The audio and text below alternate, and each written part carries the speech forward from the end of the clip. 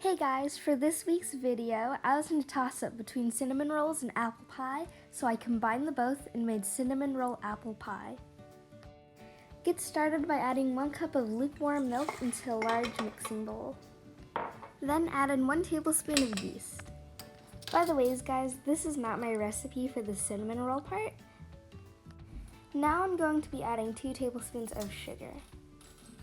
This is what it should look like, kind of lumpy, so just give it a quick mix. Don't forget to add in 1 egg. I forgot to record myself cracking it. Once all the ingredients are mixed, add a teaspoon of salt. You don't want to add the salt directly to where it's touching the yeast, or it'll kill the yeast and your whole dough is ruined. After that, add in 2 tablespoons of softened butter. Make sure you use real butter, not like me. I'm using this alternative, so just go with real butter. And this is what the inside looks like. After giving that a good mix, add in 3 cups of all-purpose flour. You can definitely knead the dough by hand, but I was feeling lazy today. Knead the dough for around 10 minutes or until it's not very sticky to your fingers as much. It will still be sticky, but not too much. Right here I just added a hint of cinnamon for extra flavor that I should have added with the wet ingredients because it was so hard to mix in.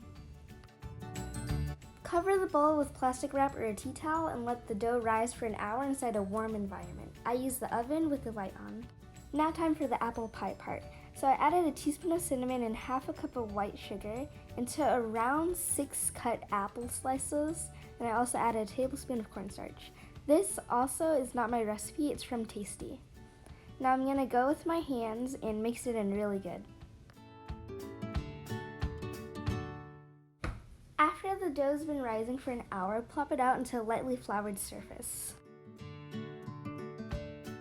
Now roll it out to a large rectangle. I think I did a 14 by 20 inch. It could really be any size you want, just as long as it's not too thin or too thick. I definitely think I did mine too thin, but that's fine.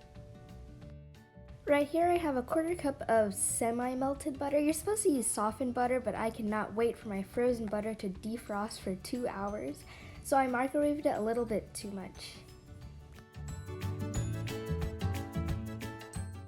Right here I added about 2/3 cup of apple butter. Apple butter is basically applesauce, but a lot sweeter and more richer.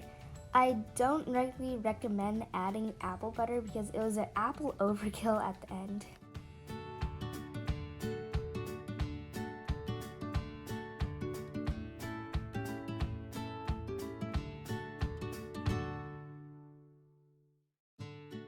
Now I'm gonna sprinkle on some brown sugar. I did not measure, I just sprinkled on generously. But I would say around half a cup. Now time for the rolling. You just have to take one end and roll it to the other end. To cut your cinnamon rolls, you could use a pair of scissors or a knife. I even see some people use dental floss, but I was not in the mood for some minty cinnamon rolls. I just cut mine up and they started falling apart really bad. But since it was going to be covered by apple pie, I thought it was fine. Then I got an idea to just smash my cinnamon rolls to make it more flat onto the pan. Now all you have to do is just add the sliced apple filling on top and bake this at 350 degrees Fahrenheit for around 45 minutes.